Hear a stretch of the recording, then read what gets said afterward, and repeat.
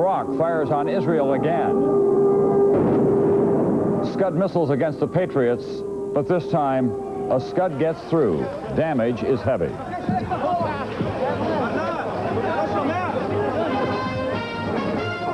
This is NBC Nightly News with Tom Brokaw. Tonight, America at war. Good evening. Iraq hit Israel again tonight, hard this time, but for the moment, Israel is holding its return fire, mindful of the political effect that it could have on the Arab coalition working with the United States. Israeli censors have denied NBC News the use of a live satellite because earlier, NBC's Martin Fletcher filed a live report from the scene of a Scud missile explosion in a Tel Aviv neighborhood without prior military clearance. So now Martin is on the telephone. Martin? Yes, Tom, I'd just like to apologize as I've been asked to do. Tom, just minutes after the siren sounded, the Scud smashed into a Tel Aviv suburb. Damage was bad enough, but it would have been much worse if Israel hadn't been warned. These Patriot missiles were in place less than a day. They worked well, knocking down 2 Scuds, but not well enough. One Scud got through, and within minutes, Tel Aviv streets were alive with lights and sirens. The Scud scored a direct hit on a residential suburb. Rescue teams pulled out the wounded, while shocked residents cowered in their homes. Over a period of hours, more wounded were found trapped in the destruction of their homes. Buildings over a stretch of road 300 yards long were damaged, some destroyed by the blast. In open space, the explosion dissipates. In this enclosed space, the power is formidable. And suddenly we heard the boom, and all the house was exploded. We couldn't see anything, we couldn't hear each other. It was terrible. The wounded were ferried to hospitals that have been ready for just this ever since the war in the Gulf began. Preparations have been made for gas war as well as conventional, but so far the missiles have carried no chemical warheads. Top members of the government met tonight to discuss retaliation against Iraq. They didn't decide and will meet again in the morning. Tom? Thank you very much, Martin Fletcher. He did unknowingly break the Israeli censorship rules, and the Israeli government has asked us to acknowledge that and to apologize. We do agree that the rules were broken unknowingly, and we do apologize. In our Jerusalem studios tonight, Benjamin Netanyahu, the Deputy Foreign Minister, is also on the telephone. Mr. Netanyahu, Deputy Secretary of State Lawrence Eagleburger, representing the President, I know had several conversations with Prime Minister Shamir, and he'll be talking to President Bush tonight. What is your understanding of what he will be reporting to the President? Well, I'm sure he'll be reporting to him what he's seen and heard, and this is a country that has just been fired upon again. Civilians have been targeted directly. They've been hit. We've had over close to 70 people hurt, some killed. We had a 3-month-old baby whose head was smashed. She may live, I'm not sure. But will he be... This is what we're experiencing right now, and I'm sure Mr. Eagleburger is going to convey that to the President. Will he also be conveying to the President a request from the Israeli government to have some kind of a cooperative venture with the United States to strike back at Iraq? Tom, I'm just not going to discuss any operational details of anything, and I'm not saying that we are working in unison with anyone, but we have said that we will respond. We will respond. The Israeli government has been restrained up to this point. Can you continue the kind of patience that you have shown in the last 3 days? We've shown restraint in the last 6 months. Saddam has been promising to do exactly what he's doing. That is to fire on Israel. We didn't preempt.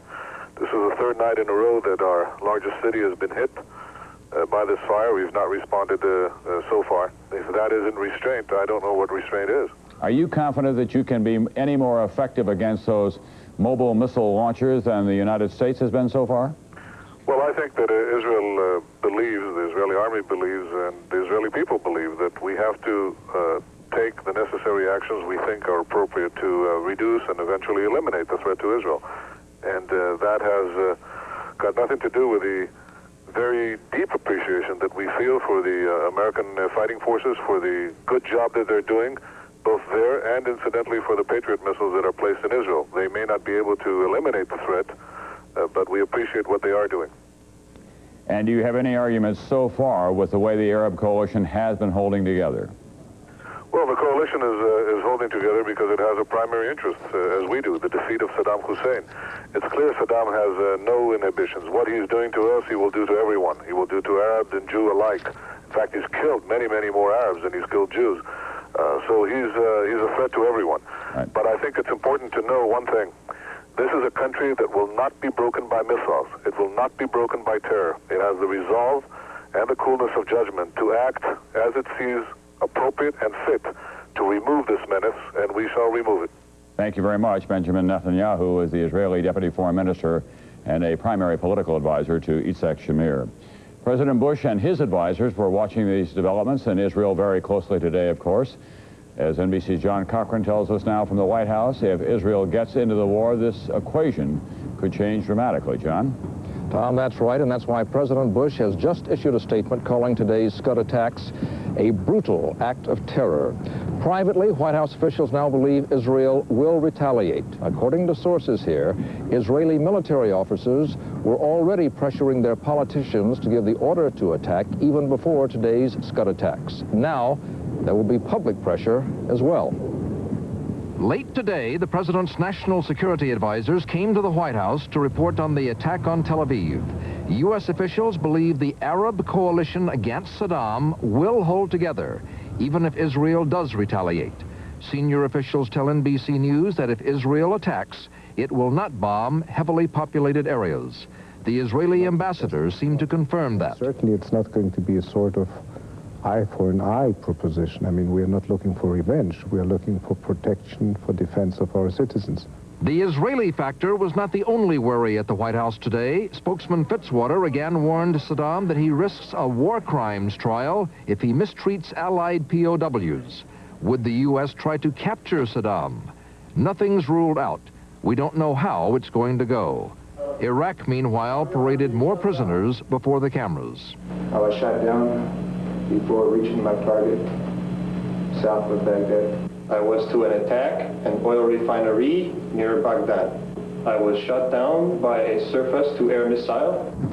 The plight of the POWs and today's attacks on Israel made for a grim day here. On top of that, President Bush is said to be frustrated by the lack of solid information he is getting on the effect of Allied air raids.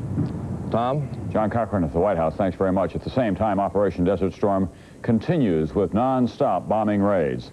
Mixed success for the Allies, some fiery tactics from Saddam Hussein. NBC's Fred Francis at the Pentagon now. Fred? Tom, Pentagon officials admit that heavy bombing over 6 days has failed to silence Saddam. If you lose a sortie... They say efforts have been redoubled to knock out all his communications, especially his television propaganda on U.S. POWs. We are trying to do that. We have been significantly successful. There is not much television going on. How he's getting them out of the country in terms of the exact specifics, I can't tell you, but you can easily smuggle a tape out of Baghdad to some other place and get it out of the country that way. Then it gets shown around the world. I don't think there's many people watching television in Baghdad. B-52s flew round-the-clock raids on Iraq's elite tank divisions today. One source said carpet bombing, explosives saturating several square-mile areas, was expected to be very effective. Just how effective will not be known until pictures taken from RF-4 reconnaissance aircraft of tanks and other targets are developed and studied. Experts will also scrutinize concrete revetments like these, holding several hundred Iraqi combat aircraft. Saddam spent billions of dollars over the past several years digging deep concrete shelters to save his air force for later attacks. I see that some feel he's holding back for a major offensive that will come on later. That does not seem to make an awful lot of sense since he's being attrited while he's doing all this waiting. We're not going to punch ourselves out. Pentagon officials also acknowledged today that deep underground hideouts for Saddam and his commanders have been hit. At least 4 of these sophisticated strongholds, which have bedrooms and baths, are said to be able to withstand a nuclear blast. Intelligence sources say that Saddam also has 8 less hardened deep bomb shelters in Baghdad. It's clear that Saddam has been preparing for this violent pounding for years, preparing to survive, no matter what happens to his troops in the field. Tom? Thank you, Fred Francis at the Pentagon. When we come back, Saudi Arabia, also under fire. Ford profiles in quality, protecting your investment. It's really upsetting when something chips the paint on your new car. So today, we're demonstrating a remarkable chip-resistant spray we now apply at the factory to the critical areas of all our American-built cars. Half this test hood was sprayed with it, half was not. Look for yourself. You can see the difference. When your goal is to build the highest quality cars and trucks in the world, you don't do it any other way. At Ford Motor Company, quality is job one. How fast does Dristan nasal spray start working to clear up congestion? Wow, this Dristan sure starts to work fast.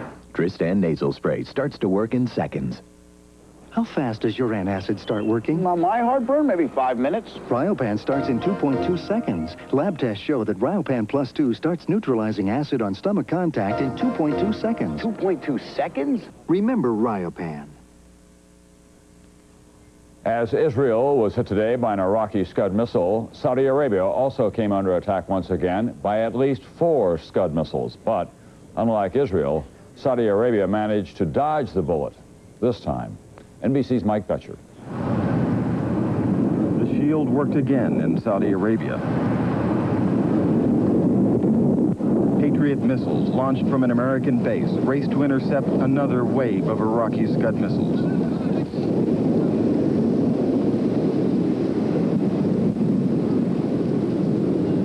The final Patriot fired in this volley veers away from the rest of the pack and appears to explode on the horizon.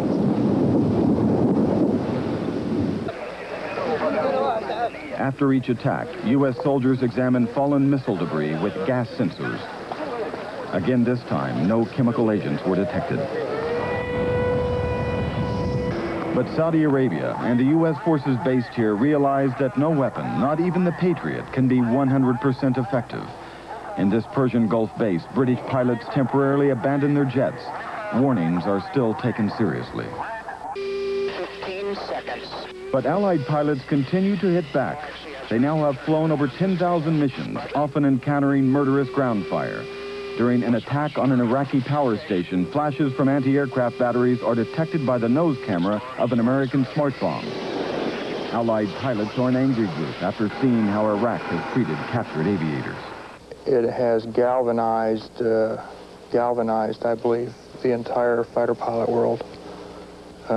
Galvanized the entire Air Force and the whole military. I think all the forces, to see that on television has got to piss you off. Bad weather, though, continues to hamper the air war. Again today it was raining on the Kuwait-Saudi border and in parts of Iraq. It seems only nature has the power to lower the intensity of this building war. Mike Betcher, NBC News, Saudi Arabia. And with Saudi Arabia now a war zone, it has become the wrong place at the wrong time for employees of Aramco. That's the Arab American oil company. NBC's George Lewis with them tonight. Last week at the Aramco school in Dhahran, the American kids were joking about the situation here. One group of students posing for a class photo in their gas masks. But tonight, with Scuds and Patriots streaking overhead, the mood in the Aramco compound was far different. There are people in this community that are sleeping in their closet every night. These people who gathered at Greg Shiljan's house tonight had been conducting sort of a neighborhood cleanup, gathering missile fragments that had landed in the vicinity. It's literally terrifying when you hear these huge explosions and see this stuff coming down in your house, and hope to God it's not bigger pieces at some time in the future. The State Department ought to realize that this is a war zone, and they ought to recommend evacuation of all American citizens. The U.S. consulate here has evacuated some Americans aboard military flights. It's strictly voluntary. Aramco contends that unless its employees are ordered out of here, they are subject to being fired if they leave. A recorded telephone message at Aramco headquarters. Despite the hostilities, oil and industrial facilities have been and continue to be manned and operated in a regular manner. All employees are expected to report to work in accordance with their normal work schedules. Americans working for Aramco say they are being put at risk for the sake of oil. If the U.S. government calls for an evacuation of American citizens here, it's going to send a panic through the local population here, and it will affect oil production. Right now, we are not safe. And tonight certainly has shown that. The Aramco compound resembles a U.S. suburb. The people here now see their quiet desert oasis turning into a battleground. George Lewis, NBC News, Dhahran, Saudi Arabia. When we come back, cloudy skies spell trouble for Operation Desert Storm. On to be 7 again, high-spirited. A parent's pride and joy. I'm gonna be 8 in 2 weeks. Don't count on it. Problem Child, coming to video stores January 31st from MCA Universal Home Video. They destroyed everything he had, everything he was. Now crime has a new enemy, and justice has a new face. Who is Darkman? Find out February 14th at your local video store. Did you know only 1-800 service is guaranteed if something keeps you from getting calls?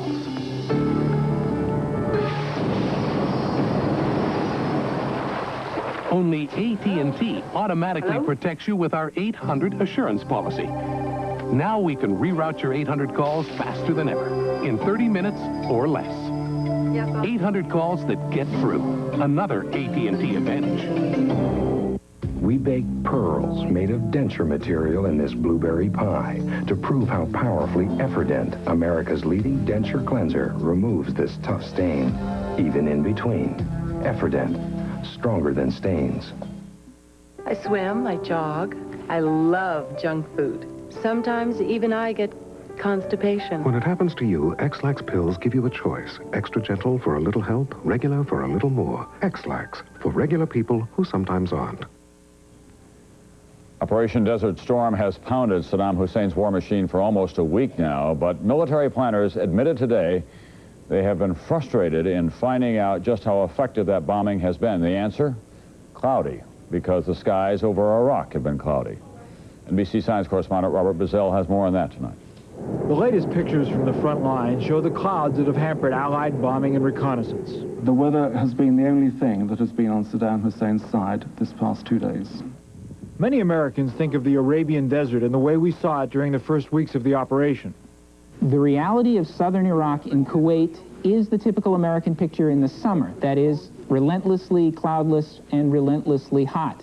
But in the winter, our picture of the desert is wrong. The desert will have fairly frequent bouts of clouds. Perhaps once every third or fourth day there'll be a cloudy day. This satellite picture shows the system of tropical moisture that passed through the Gulf area over the past few days. The system is dissipating, but forecasters expect some fog and clouds to linger over northwestern and southern Iraq and over Kuwait. Bad weather is a big problem for the Allied forces. It can be an impediment to aerial combat missions. Cloud cover can be a problem also because of the fact that it makes it difficult for satellite reconnaissance systems to operate. The U.S. reportedly has only one spy satellite that can use radar to take images through clouds.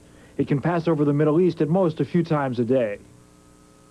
The RF-47C and other airplanes can also take radar images. This is a radar image of San Diego.